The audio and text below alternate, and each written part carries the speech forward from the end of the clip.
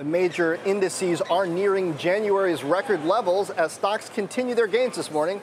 But is there still too much of a reliance on big tech? Our Mike Santoli joins us now here at Post 9 on stocks' 6-month recovery. Mike. John, you know, there still is plenty of reliance on big tech in terms of the year-to-date numbers. I wouldn't say it's outsized reliance, so it's kind of a nuanced answer. Rough numbers, the U.S. stock market measured by the S&P 500 is up about $1.2 trillion in value year-to-date. About $600 billion of that, so about half of that comes from FANG with a double A, Apple plus FANG. Now, Facebook has basically been a push, so it's really 4 stocks that have done that. But that's only really a dangerous situation if a few stocks are winning to the exclusion of everything else that's covering up pervasive weakness. That's not what's happening. This is a chart of the equal weighted S&P 500 along with the regular S&P. The equal weight, the white line there, is lagging by about 1.5% or 2% year to date, but it's still up.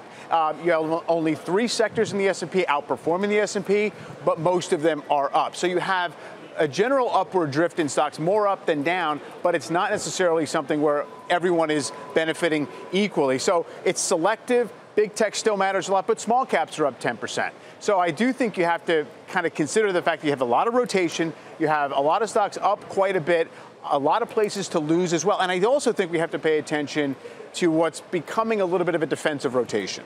So the fact that the market feels a little more defensive, it's a bull market acting like a bull market at this phase, right, but it's narrowing and getting slightly more defensive. 2 things.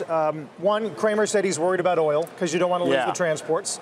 And second, we got a CPI number coming on Friday, yes, which could unravel some of this if it runs way hot. It could. It seems like this is a kind of walking rally, not a runaway rally. We're kind of going up because nothing bad is happening right now. Sentiment's a little bit dim, so I do think you can rally a little bit more. But no, there are potholes. Look, you could draw a chart and say that's a double top.